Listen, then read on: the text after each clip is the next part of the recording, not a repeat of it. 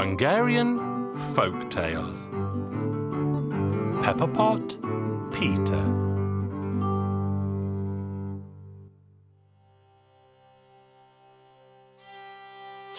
Once upon a time, there lived a king who lived in doleful sorrow because he had a daughter who limped.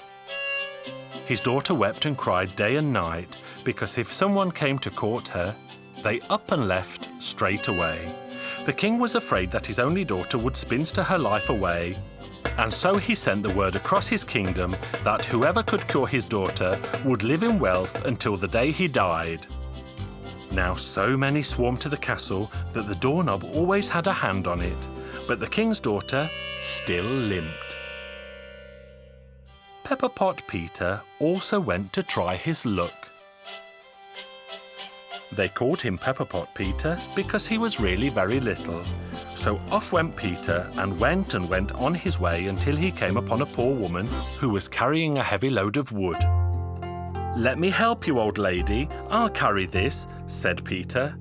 And while the old woman was trying to thank him, he had already stacked the wood for her. "What brings you to this distant land?" asked the old woman just when Peter was bidding her farewell. "I'm off to cure the limping daughter of the king." "Well, fine it is that you met with me, because only I know what the cure is. But it's not easy to get hold of." "Well, tell me which way I have to go." "Listen carefully, son. On the summit of the glass mountain, there's a little lamb, and around its neck, there's a golden bell. If you can ring that bell 3 times under the girl's window, then you are sure to cure her. And how can I find my way there?" "Only with the magic horse of the king of the giants. And no one has ever been able to get it out of its stable." Pepper Pot Peter thanked her for her directions, and off he went without stopping until he came to the castle of the king of the giants.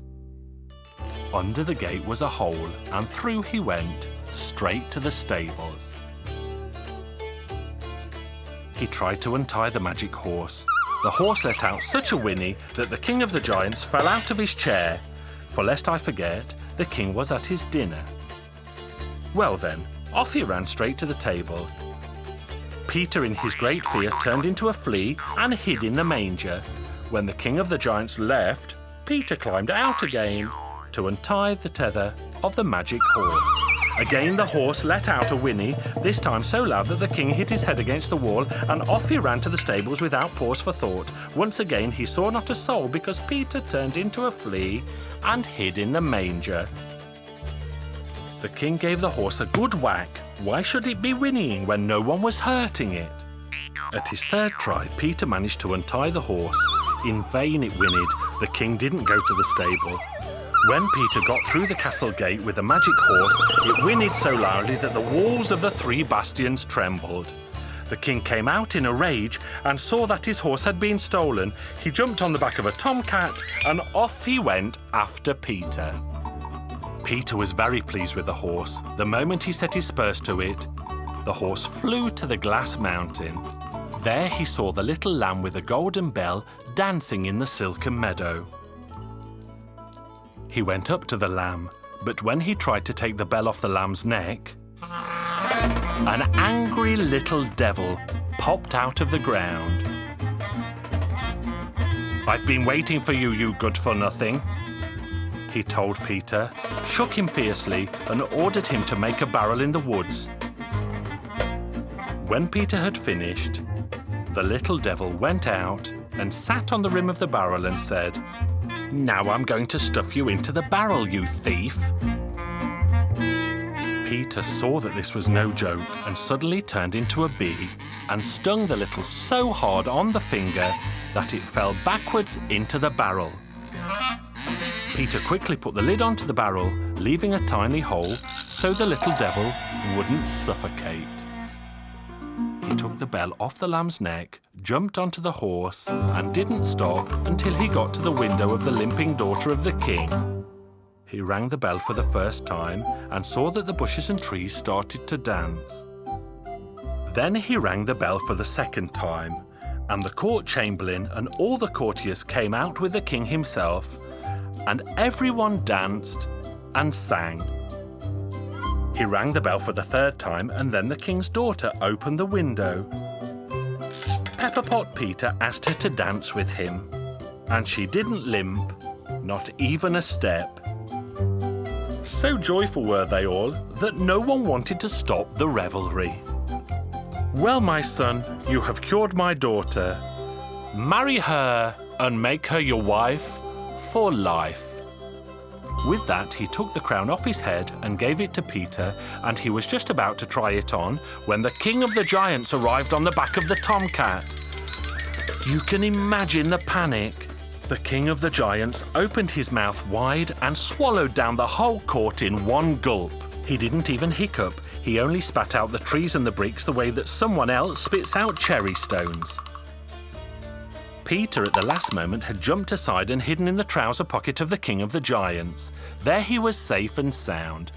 The king himself was so full that he could hardly breathe, so he sat down on the ground. Pepper Pot Peter waited until he had fallen asleep. Then he climbed out of the pocket, called 1,000 spiders together, so that he couldn't move. Then Pepper Pot Peter somersaulted across the belly of the giant, and it burst straight away, and the people of the court were saved. 99 tailors sewed up the stomach of the king of the giants. By the time they had finished, the giant had slept it off. But he didn't have such a good time at Peter's wedding feast, for all he could eat was 3 oxen. A month and a day after the wedding, Peter took possession of the kingdom under the name of Pepper Pot Peter the First. And that's the end of my story.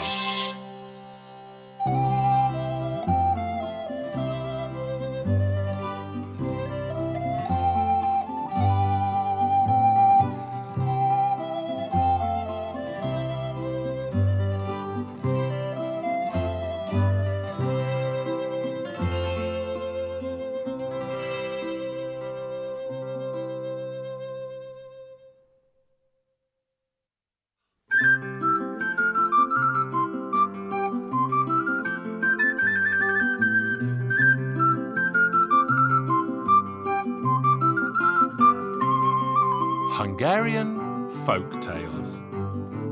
The Golden Calf.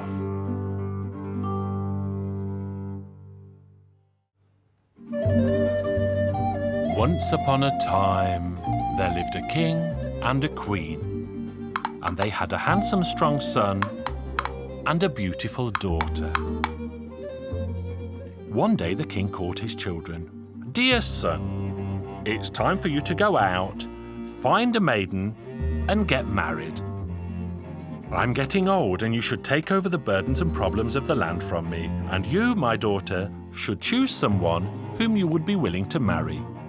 "Father, I do not need anyone. There is not a maiden in this land who was born for me," the daughter continued. "I don't want to get married, father dear. There is no prince in this land for me." The king became very angry. "Get out of here, both of you. I don't want to see you if you are so picky and choosy." So the prince and the princess set out to see the world.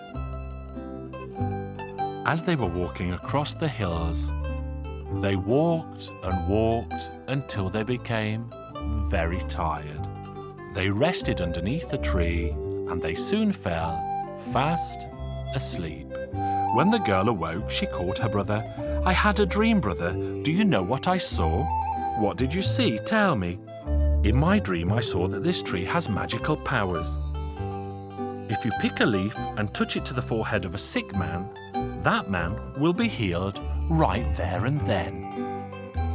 And not far from here flows a stream, and even if that man is half dead, he will be cured if he drinks from the water. Let's give it a try." They collected a bunch of leaves and filled their sacks with them. The girl filled her canteen with water, and they continued on their journey. They were walking and walking until they reached another land where everyone was dressed in black. "Good woman, what's the reason for mourning in this land?" "My dear son, the prince is so ill that no one can cure him." Our prince said to his sister, "Let's go and cure him." So they both dressed as doctors and went to see the king.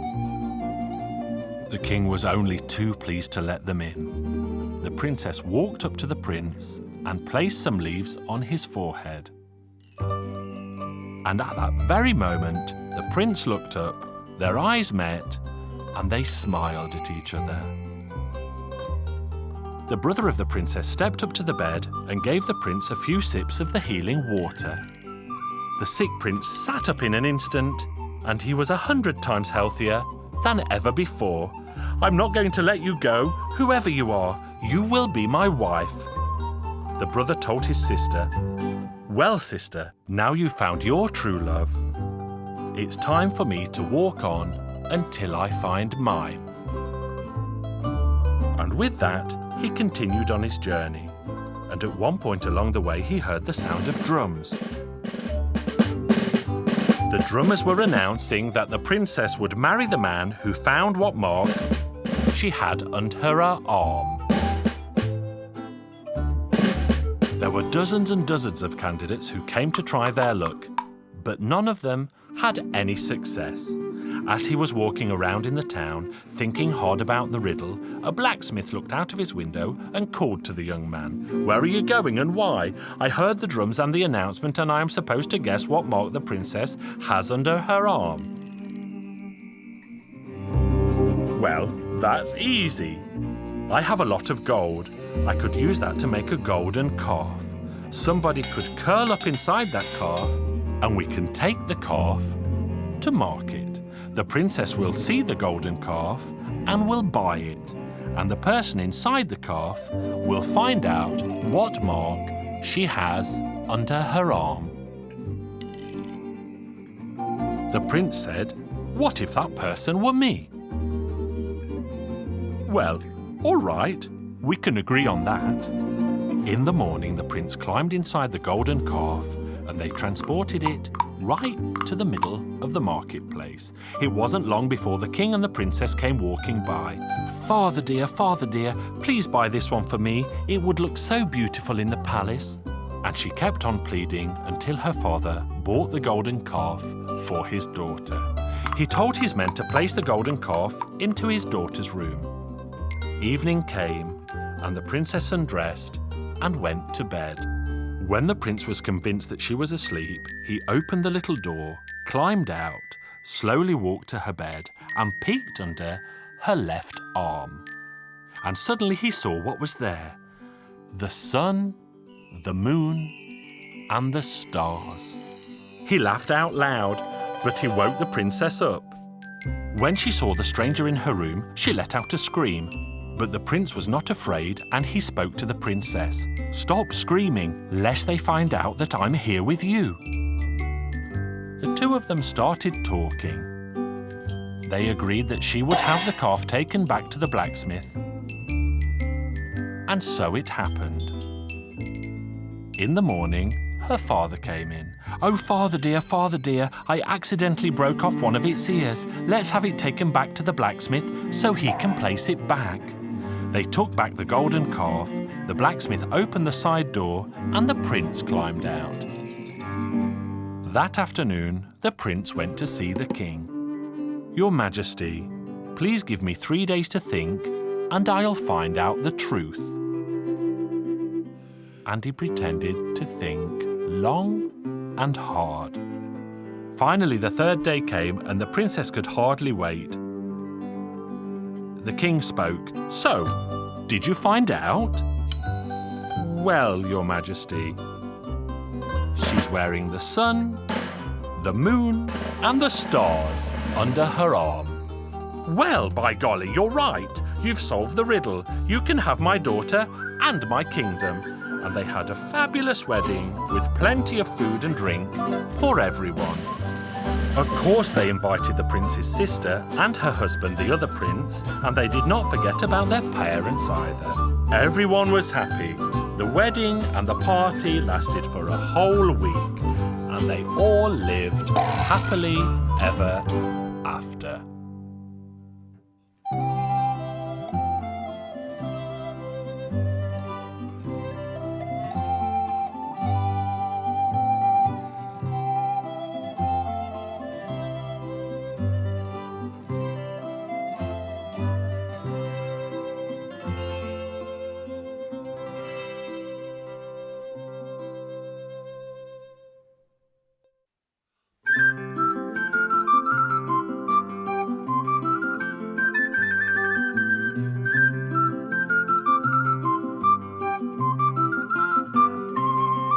Hungarian Folk Tales.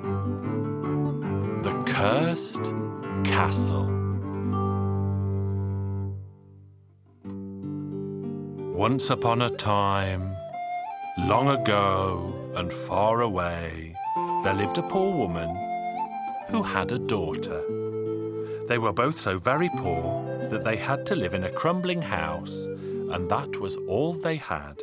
One day the old woman fell ill, and she called to her daughter, "My sweet darling daughter, I am sure I shall soon die. I have nothing to leave you, so you should go, find work as a servant, and try to live as best you can." And with that, she closed her eyes and died. She was buried by the people of the village because her daughter had no money to pay for the funeral. All she had was a blanket. So she took her blanket and off she went to see the world. From time to time she tried begging for food or shelter, but nobody ever gave her anything. The people said, "You're strong enough to find work," which was true, but the girl was lazy. She found shelter in a garden and stayed there until summer passed. Then, when autumn came, she hid in sheds and barns and stables. One fine day she arrived in a town, and it was there that she heard that the king had a castle for sale. The castle would be sold to the person who would not haggle or bargain but pay the price on the spot.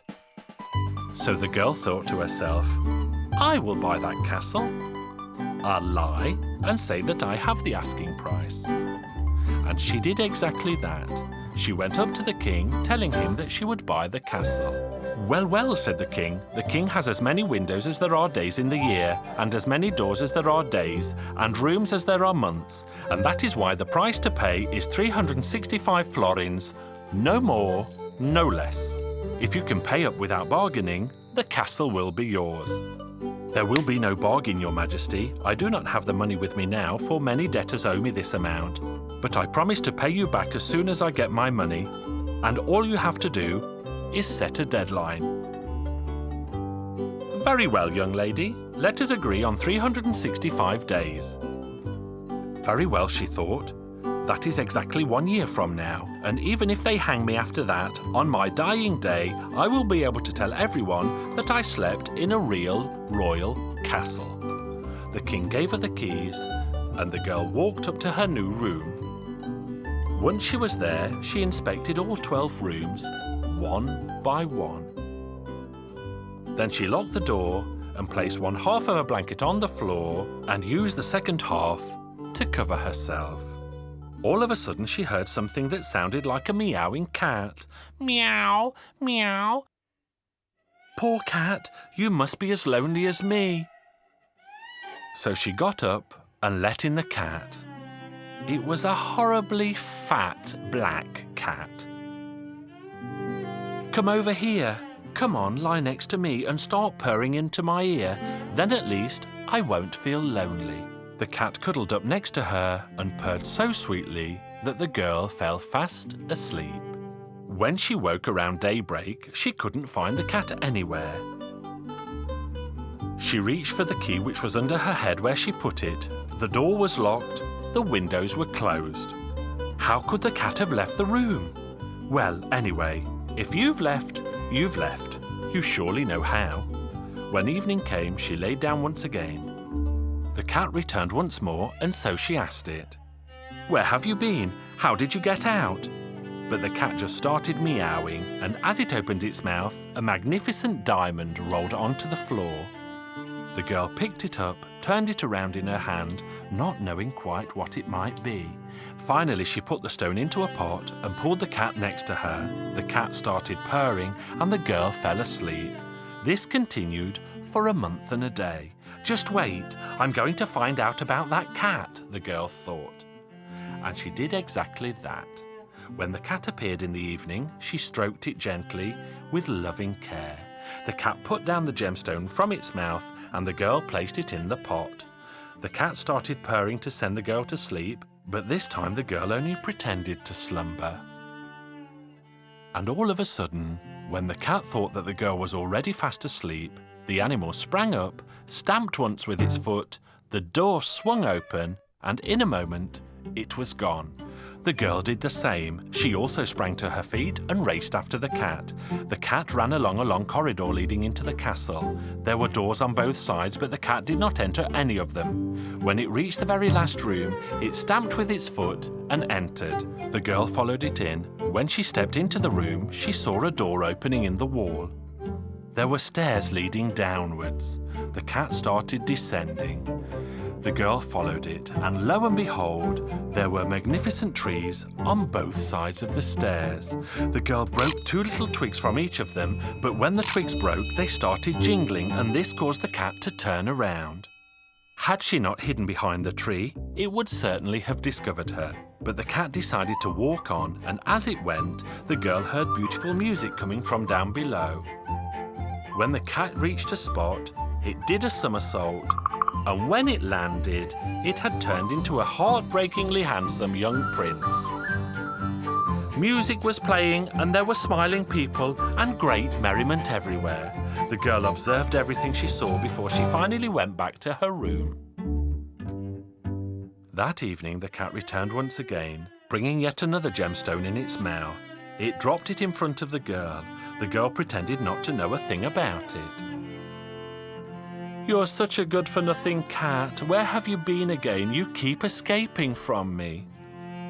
But the cat just kept on purring, cajoling the girl, and after a while the girl said, "I know where you've been. I know who you are. I've seen everything. Look at this. This is the proof." The cat let out a scream so loud that all the windows broke. Then it shed its skin, and the girl was looking at a very handsome young prince standing right in front of her. The cat-turned prince said, "I was cursed to live as a cat until a girl came and discovered where I was going. Now that you have discovered my secret, I will let you have all of these gemstones. Sell them to a jeweler and use the money to pay for the castle." And so it happened. The girl paid the price for the castle, she married the prince, the wedding feast was grand, and they both lived happily ever after.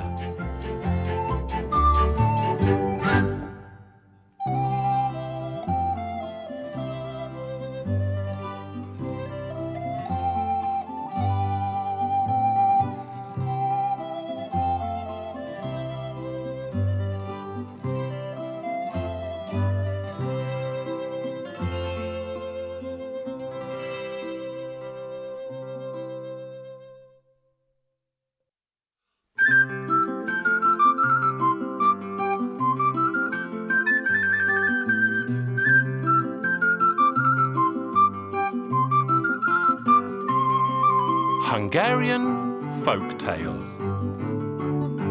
Martin and the Cursed Princess.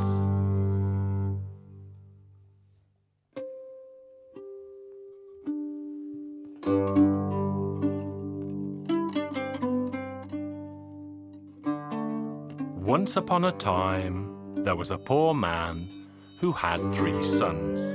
The youngest son's name was Martin. When the boys grew up, their father turned to them and said, "Well, boys, you've had enough to eat at home, and now you're old enough and strong enough to work. 1 year from now, I want you each to return home with a suit of clothes. Off you go, and may God bless you all." The boys did as they were told, and they started their journey. After a while, they reached a huge old tree. At this point, the road forked into 3 directions.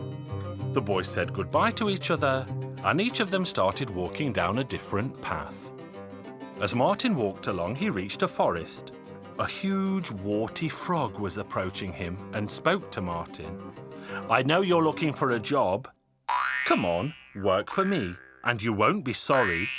All you have to do is chop and saw some wood. Plus put me to bed in the evenings and raise me out of bed in the mornings. Well, what do you say? I'm your man. Wherever I have to work, it's all the same." So he shook the frog's hand and stayed.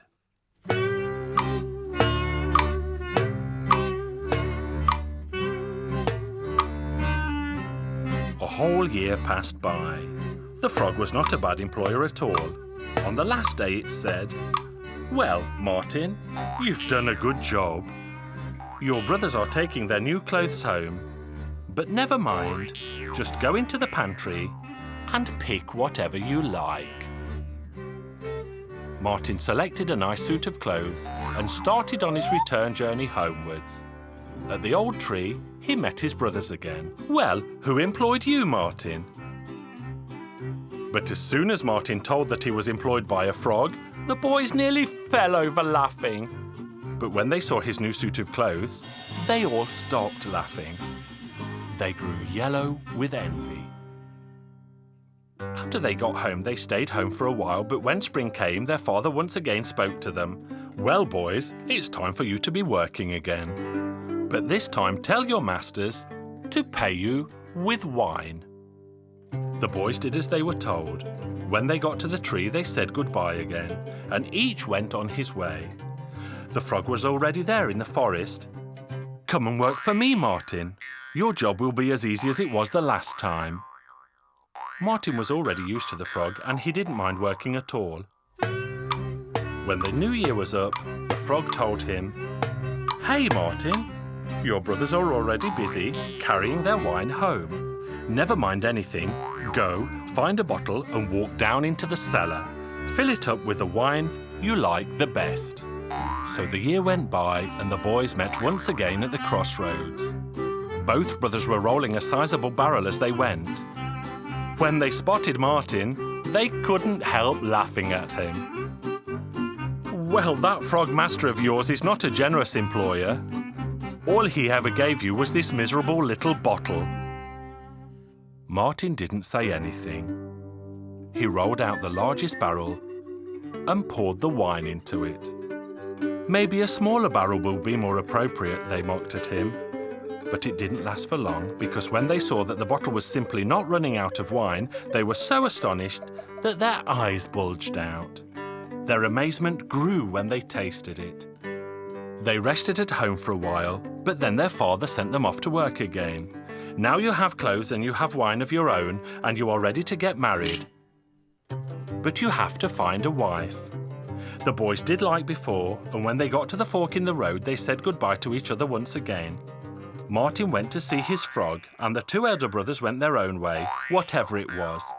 The frog told Martin, "Well, Martin, this time it's not going to be as easy as before. This time you will have to chop and stack up 3 times as much wood as last year."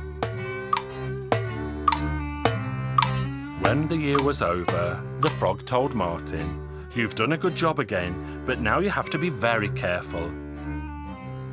Gather up my bed linen and take it to the top of that wood stack. Then carry me up and place me on the top of the stack." Martin did as he was told and finally placed the frog on top of the pile of wood. Then he heard the frog call down from the top of the wood, "All right, now go, find a broom, then set the wood stack on fire, and as soon as the wood catches fire, you will see frogs leaping towards the fire from all sides. You must sweep all of them up into the fire, but beware, don't let any of them get away, because that would mean great trouble." Martin begged the frog to come down from the top of the pile, but the frog didn't listen. In the end, he had no choice. He had to set fire to the stack of wood. There was a lot of panic and commotion. There were so many frogs, Martin could hardly sweep them all onto the fire. By nightfall, the fire burned down. The frogs were all lost, including Martin's frog master. Martin was very, very sad. He was still full of sorrow when he fell asleep.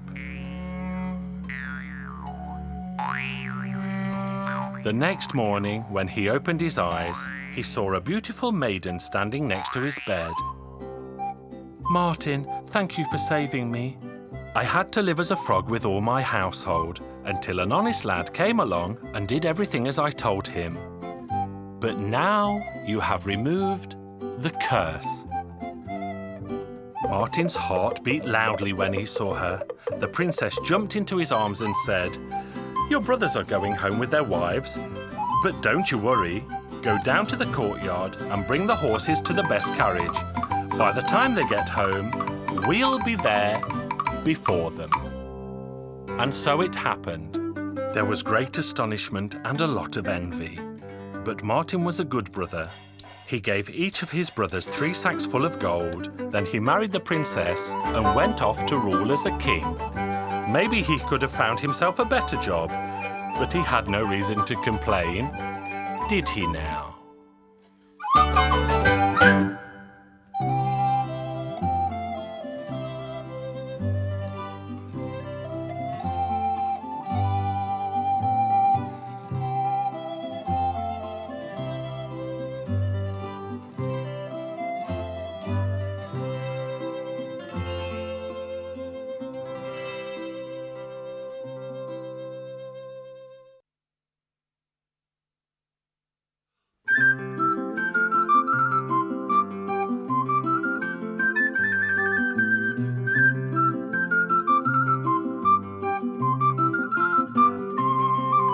Hungarian Folk Tales.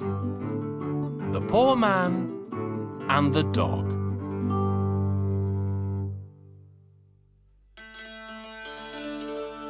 Once upon a time, there was a poor woman who lived together with her poor husband. They didn't have a thing in the world that they could call their own, except for a brood of children and a filthy little pig. Once they found themselves so utterly penniless that it well nigh drove them out of their wits. The woman said to the man, "Listen, my husband, let's slaughter the pig. You take the pig fat to the town and sell it, and I'll cook a fine meal for the children." So they slaughtered the pig, but its fat was as thick as my little finger. So the man wrapped the pig fat into a little bundle, tied it to the end of a stick with a piece of twine, and set out to the town to sell it. He walked over hill and dale until suddenly a dog sprang out of a ditch and started snapping at his heels. "Woof, woof, woof, woof, woof, woof. Hey, you mongrel, leave me be. Don't hold me up. I'm going to the city to sell this pig fat. I want to make a little money." Woof, woof, woof, woof, woof, woof, woof. What's that? What's that? You say you want to buy the pig fat? Well, I'll sell it to you, but will you pay for it? Woof, woof, woof, woof. You'll pay for it in 3 weeks from now? That's a long time, but I myself am poor. I know what it is to be without money. Fine, it's yours, but 3 weeks from now, I'm coming back for the money. And if you don't pay, I'll beat you until you beg me for mercy. So the man took the bundle of pig fat from the stick. The dog grabbed it in his teeth, trotted back to the ditch, and started to chomp and chew at it with great delight. When the poor man arrived home, his wife was waiting for him at the gate. "Dear husband, did you bring home any money?" "Money? No, I have not brought home any money." "Blessed Lord, what have you done with the pig fat?" "The pig fat? I sold it." "Then tell me, to whom did you sell it? Who was the shameless wretch who didn't pay?" "I gave it to a dog." "Blessed Lord, how can you have been such a fool as to give the pig fat to a dog?" "He told me he would pay for it in 3 weeks from now." "Dear husband, tell me, how did you speak with the dog?" "Quite easily. I asked questions, he woofed." "Dear husband, you are a fool." And from then on, the woman teased and taunted her husband, calling him a fool and a half-wit. But the man really was a little thick in the head, and he paid her no mind. The 3 weeks soon passed, and the man took his stick in his hand and set off to get the money he was owed. He went over hill and dale, and when he reached the spot where he had first seen the dog, the little mongrel leapt out of the ditch. It wagged its tail and barked at the man. Woof, woof! Woof, woof, woof! Woof, woof! So, little dog, here we are. I have come for the money. Woof, woof, woof, woof, woof, woof. Enough of your woof woofing, give me the money. But the dog only woofed some more. Woof, woof, woof, woof. The man became angry and he hit the dog with his stick so hard that the little dog yelped in pain, ran back into the ditch and started to dig. And it dug, and it dug, and it dug, and lo and behold, a little barrel of money rolled out of the dirt. The man was overcome with joy. Goodness me! Forgive me if you can, little dog, for having struck you with my stick. I never imagined you were so wealthy. I'll take half the money to pay for the fat and half as interest. So then he took the little barrel under his arm and set off, proudly swaggering home. Once inside, he dumped the countless coins on the table. The children rushed in and started spinning and rolling the little coins. The man and the woman began to discuss all the things they would buy. They were overjoyed. But alas, the man in his joy could not keep his silence. He walked the length and breadth of the village and cried out at every gate, "We're rich! We're rich! At last we're rich!"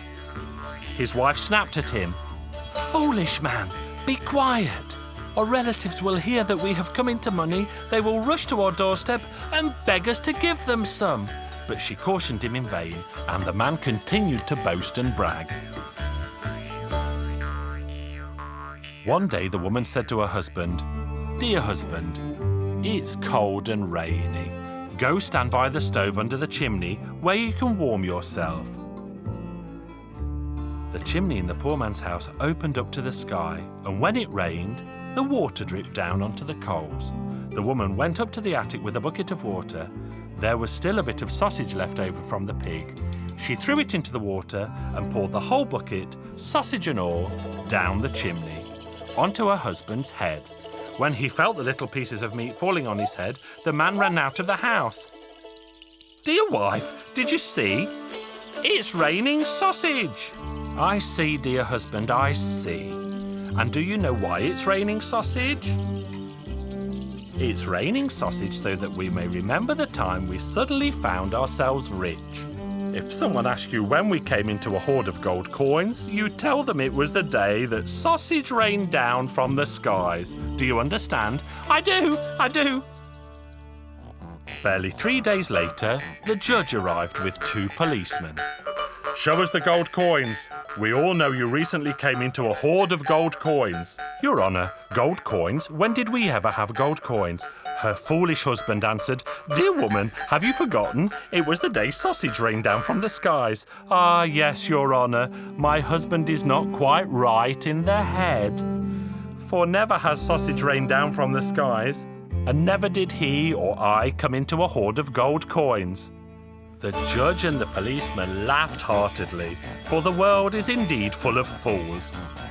The poor man and his wife enjoyed their new riches, and they all lived happily ever after.